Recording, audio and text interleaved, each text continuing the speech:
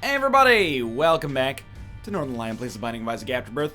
Plus, what's the plus? The plus is for me, because, hey, it's plus the indomitable spirit of Northernlion as he tries to knock out something with Apollyon, and really, on this run, we can do just about freaking anything. 4 KPY, 3-tra. 3-tra. You know what they say, 3-tra charm. You know what my dream novel is? I think, and I literally just came up with this right now, so it might actually be a really stupid idea. Like, you ever meet somebody they come up with an idea right on the top of their head, and then they become so protective of it, despite having no rigorous analysis because they think it's genius? I think the answer to that question should be yes. Like, I'm gonna be honest with you, you know, sometimes someone on the NLSS will bring up an idea. They'll be like, oh, we should make a game that's like this. And I put on my, you know, extremely like, ooh, I know how to write hello world face, and I go, oh, ideas are worthless. But I got an app idea in my head that I think is like a 10 out of 10. And no, I'm not going to tell you what it is because I'm a hypocrite. And because I think I do possess the skills to make it, I just need to get off my butt. And I told some people about it, and they were like, that's stupid and it can't be done. And I was like, you'll all see. You all lack vision. But wait until you see this. But no, my dream book, let's be honest, my dream audio book, because I like reading. I don't do it as much as I should. But I've been taking a lot of walks recently. I like the concept of an audio book. I love the concept of Jacob's Ladder as well here.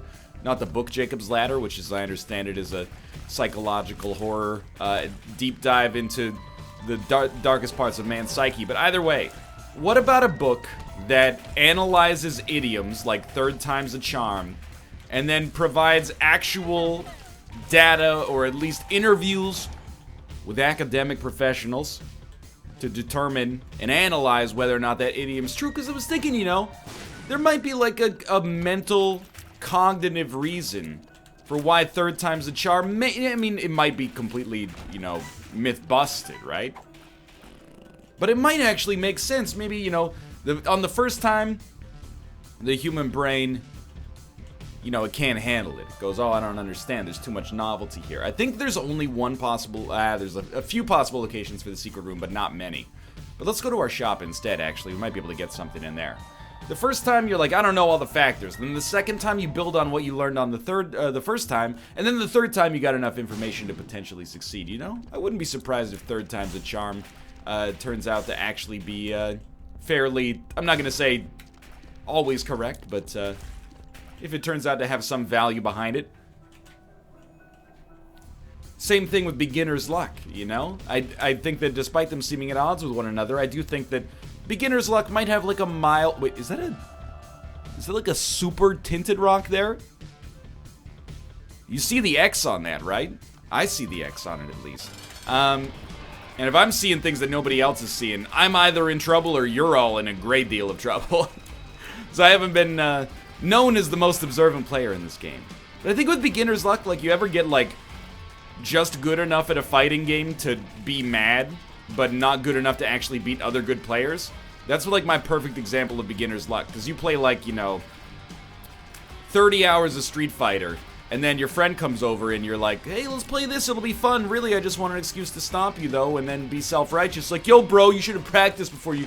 Dude, you want to just be handed a victory? You want to have fun without any suffering? Sorry, that's not allowed. Anyway, and then he just beats you by, like, basically mashing buttons and just spamming low kick over and over or something like that. That's my perfect example of beginner's luck. They don't know what to focus on, and as a result, they can sometimes focus on, oh, Jesus. That actually could have killed me. That was the perfect storm if I was standing, like, just slightly below it.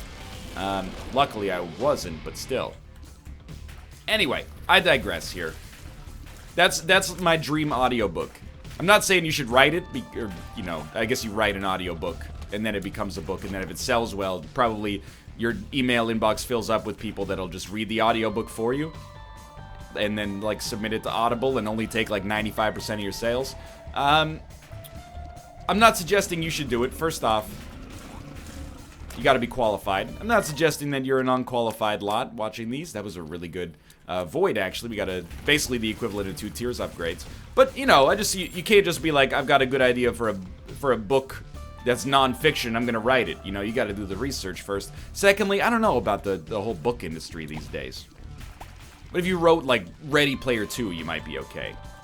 But I don't know about this, this incredibly precious book that's like Algorithms to Live By, which I've mentioned reading a couple of times recently, but for, like, the English language.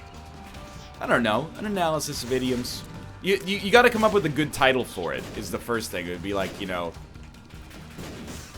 don't throw the baby out with the bathwater, an analysis of idioms in the English language. You gotta throw something at the end there, like, for cool kids. So I don't understand book titles to some extent. Like, I'm looking to learn JavaScript, okay? I will accept no dissent on this. I know people are gonna have opinions, it doesn't matter, okay? I'm looking to learn JavaScript. So I Googled, I was like, best JavaScript book for people who know how to program, at least a little bit, but don't know any JavaScript. And then one of the suggestions that came up was this book called JavaScript: The Good Parts.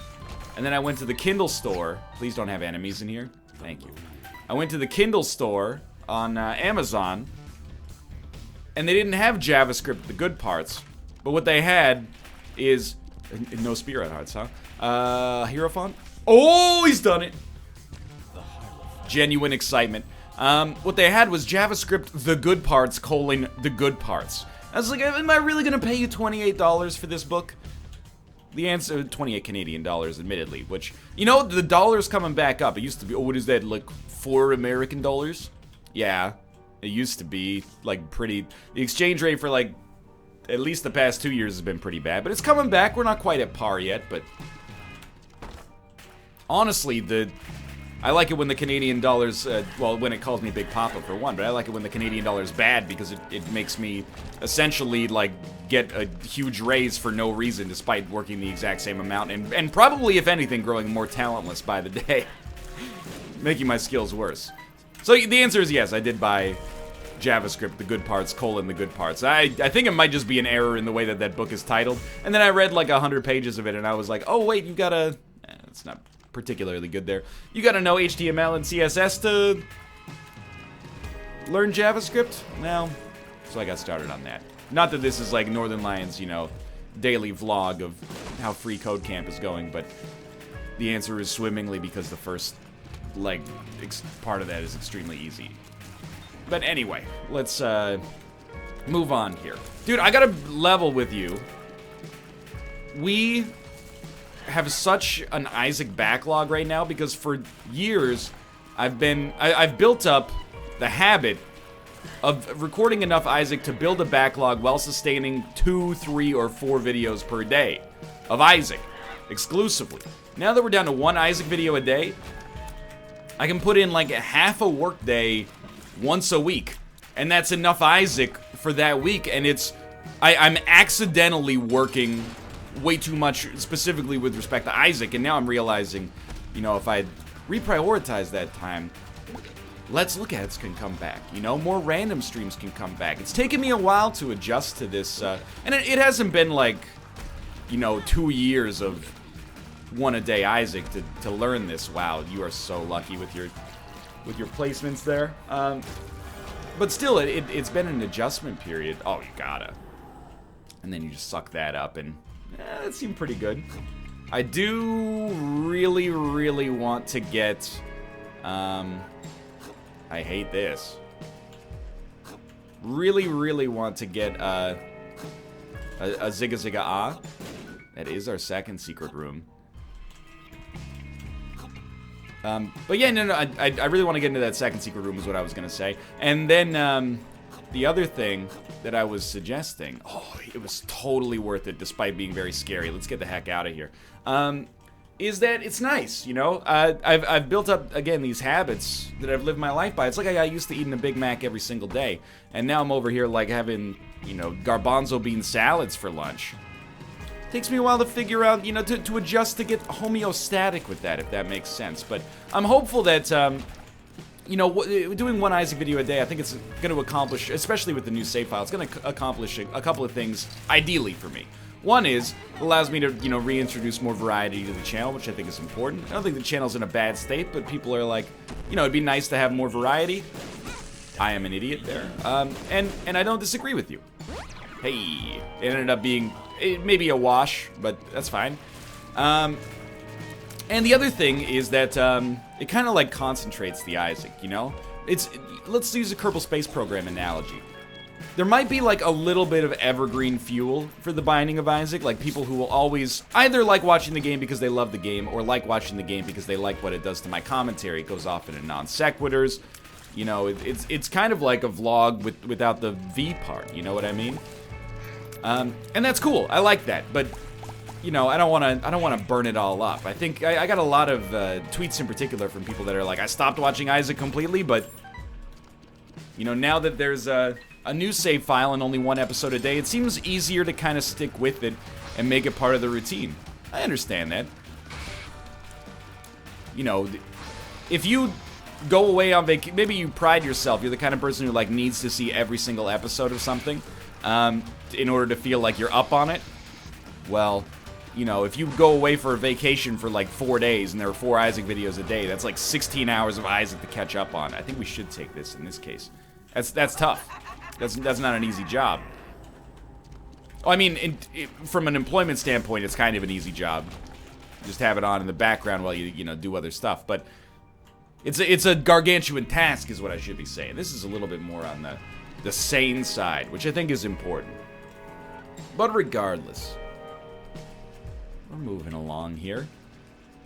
I have a unique phenomenon in my life, and I'm not suggesting that I'm, you know, some kind of special person here, but I am constantly paranoid about, ooh, well, we got speed and shot speed and tears, so it's pretty good, about the weirdest stuff, and I'm gonna give you a specific example so you don't think that I've completely lost my mind. Whenever we talk about this year's PAX East on the NLSS, one of the recurring themes is, and I'm sorry if you're from Boston for multiple reasons. Sorry, I gotta say I'm a Canucks fan, so like you got the last laugh, but let me have a couple of low blows here, right? Is the quality of service in Boston was a little bit lacking from our perspective, and some people have told us, yeah, I've been to Boston and the servers were jerks, and some people have told us, hey, you guys are picky, and I'm like, oh, we found the person from Boston. But because we've railed on that so much, I now find myself being extraordinarily polite at restaurants, and this came to a head last night, because I worry that the person serving me, it's probably a low percentage chance, but that they might be familiar with my work and just not letting on, you know, because of professional decorum or whatever, and they're gonna be like a hyper alert of the idea that you know, they might think that I'm rude to service staff. So I am like on my best behavior. Like we had a server last night, and I'm just gonna be honest, he looked like my people. You know, I have a demographic. I can see that data. There's a very cosmopolitan cross-section of people who watch me. But, you know, they are largely between the ages of 18 and 30. And to some extent, you know, like 30 to 40 on top of that. But largely 18 to 30.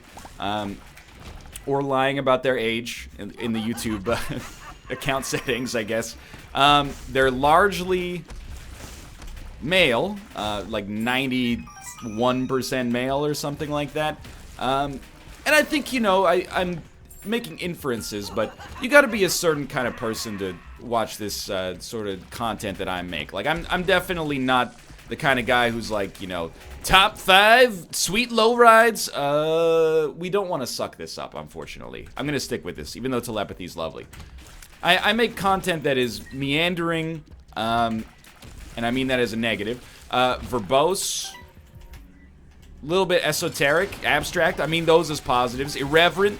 And I think oftentimes that manifests in someone's physical appearance, although not always. You know, you look like, I'm just being straight up here, you look like a college student. And you know, that's my people. I think we can pick this up and get 1 Tears upgrade out of it at least. Sweet.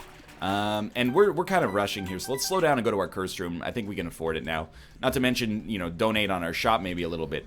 And he was like, hi, my name is Drax. I obviously name removed for his privacy.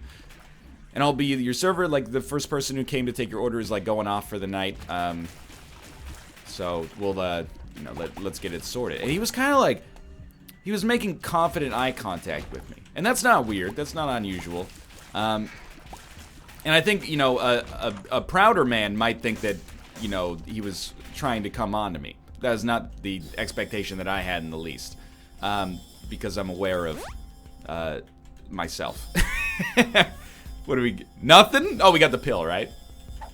Yeah, this was like super not worth it, but let's donate some money. I don't really care about an arcade at this point. And I was like, oh my god, literally the first thought that came to my head, I mean, just so happened to be the best song in the world. It was the best song in the world, but it also happened to be, this guy watches the NLSS, and he's gonna be looking for a reason to judge me. So every time he'd come back and be like, you know, hey, how's everything going? And I'd be like, it's fantastic, Drax. I'm probably laying it on a little thick. How's the food so far? It's amazing. It was alright. You know? Oh, can I get you anything? No, just your wonderful hospitality has been... It's meant the world to us, Drax. Now, he probably thought I was coming on to him. I don't want the 2 of hearts. Let's save half a spirit heart. We don't need the Emperor card. We can find another teleport card potentially on the next floor. But I live my constant life... Or my life constantly, I should say, in fear of being just famous enough to be ruined, I suppose, is the distillation of that. The idea that nobody knows who I am en masse. Like, I walk around very anonymously because I'm essentially a nobody in downtown Vancouver. But if I was really mean to somebody at a coffee shop, that tweet could still blow up. Entitled YouTube star doesn't say thank you enough times when he gets his donut from the hard-working class. Oh, yeah, I always knew they were entitled, but this is ridiculous. Like, I'm constantly, I wouldn't say paranoid. And it depends who I'm interacting with. And maybe this is not fair and a little judgmental of me, but if I'm interacting with, like, you know, someone that's in their 60s, I'm like, there's a very, very low percentage chance that, you have any idea of who I am. And that means we can interact on the level, and I can be my true self. Hey, old man! Give me a honey cruller, you piece of garbage. That's how I talk to people on a regular basis. Mostly because I'm just, you know, low blood sugar. I need that honey cruller ASAP. You're losing me my jury! If I'm interacting with somebody...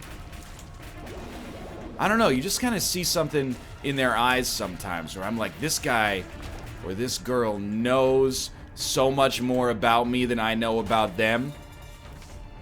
Like, the playing field is not level. Like, you've heard my darkest fears and admissions and embarrassing stories, and then I meet you and, you know, I just see it in your eyes that you're more aware of of me than I am of you.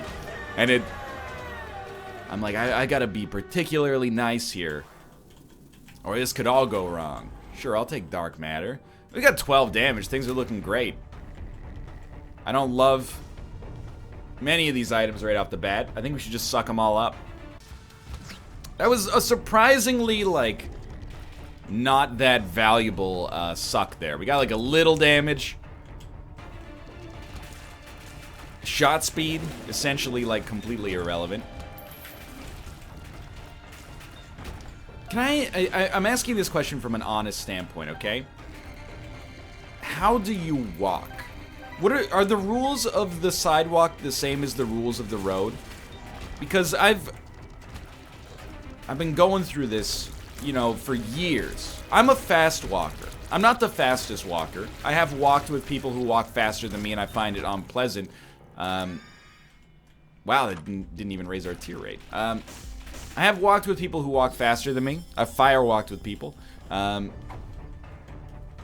And you know, but you're like, I kind of get it, because if your natural walking speed is that fast, it actually, I still think, barring any sort of like physical ailment that precludes you from walking that quickly, it's actually like more work to slow down than it is to speed up to match their pace. Down pills. But nothing, I get rattled, dude, when I walk on the sidewalk, and in North America, or I won't speak for all of North America, because I've never been to, like, Barbados, but in Canada, you drive on the right side of the road. So I always walk on the right side of the road. Or walk on the right side of the sidewalk, I should say. And if there's people coming in the opposite direction, I always expect them to be walking on the right side of the road. And in that way, we'll never collide, because we're walking on different sides because we're facing different directions. But I'm not sure if it's happening more regularly, or if I'm just, you know, hyper-focused and attuned to observe things that I can talk about on the NLSS. Many, many times recently, I'm walking on the right side of the road, person coming at me, walking on the left side of the road, we're on a collision course. Maybe I'm petty here, I don't move.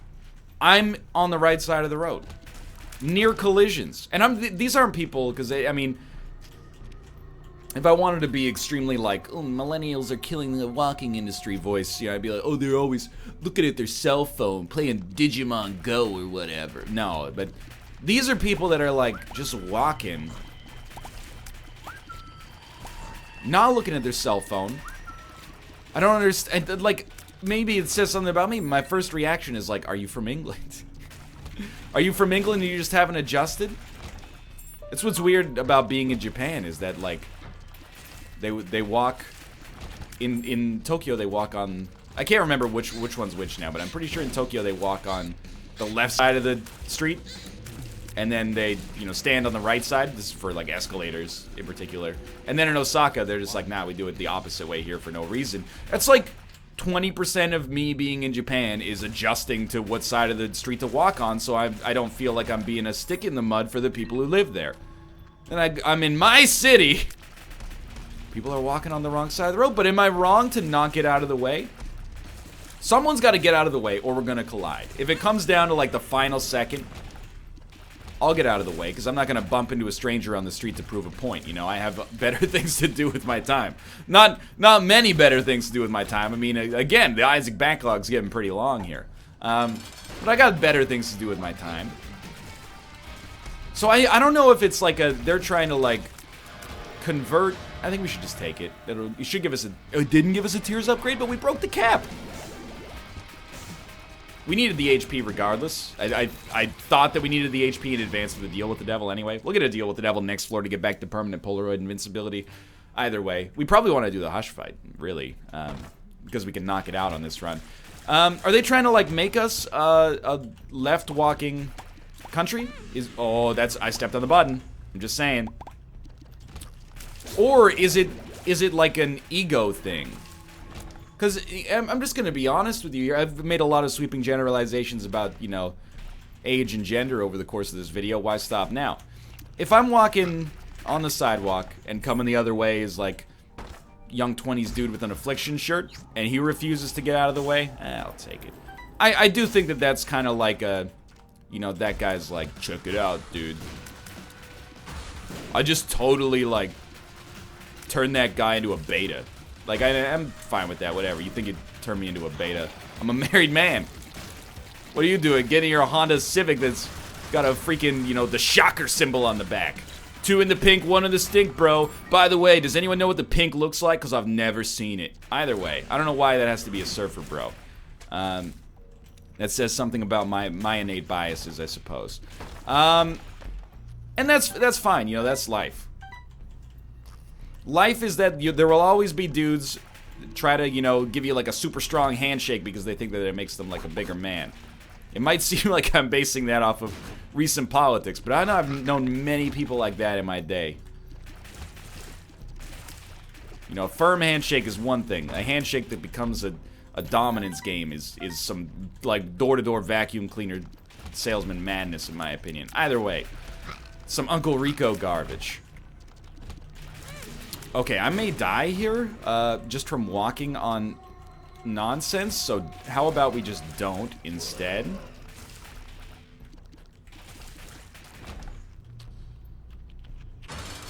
I'm gonna focus.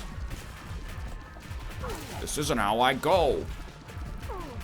Okay, yeah. War, you're doing a great job, buddy.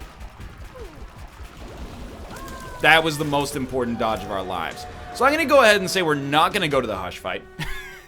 Seems like this is not the right run for it. Dude, we could accidentally end up not accomplishing anything on this run. I actually just realized we totally should have done Boss Rush because we haven't as Apollyon. So we kind of, I think we whiffed on a run that could have been a little bit more special here. 2 pheromones, huh? Should be looking for secret rooms.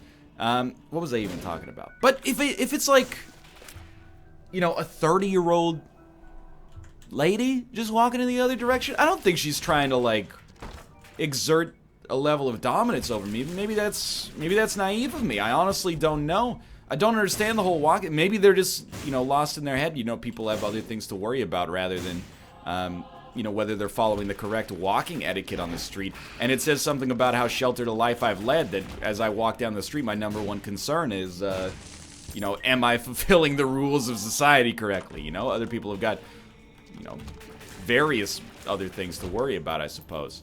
I don't know what we want the money for. Maybe we can get Lucky Penny out of it. I don't think there's a reason to do or not to do another floor. The real question is, do we want to do more rooms or do we want to do less rooms? And I think the less rooms until the chest is probably the safest bet for us right now. But you know how it is, dude.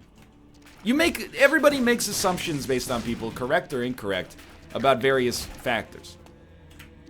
Like, if I get... I told that story recently about the time that, you know, Kate was driving just after we got our car, and she went to make a safe lane change, and then that, like, douchebag middle-aged guy cut her off and did, like, the finger wag. You make assumptions about that guy based on his age.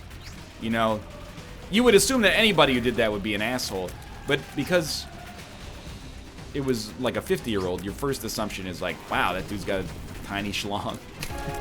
And it's not getting the attention that he feels it deserves, because he's taking it out on other people in his life. For better or worse. If, ooh, we unlocked some stuff here. If, I looked over and it was a 20-year-old doing that, I would be like, this guy just got done watching the UFC. I'm not trying to suggest that watching the UFC makes you a meathead. Not at all. I think there's a lot of, you know... And this is not even me being facetious, even though it's going to sound like it. I think there's a lot of, like, intelligence and strategy that goes on in that sport. But you get all hopped up on that, you know, Brock Lesnar action. You just want to choke somebody out in the highway, I think. I've been there. Me and my friends watched Jackass 3 in theaters. We left the theater. One of my friends, you know, thought he was Johnny Knoxville, and he jumped on my back in the middle of the street. And I just crumbled like I was made out of, like, you know, hot aluminum cans. What a strange metaphor to use. Actually, it's a simile. A metaphor doesn't use like or as. You know what I mean, right? Messed up my...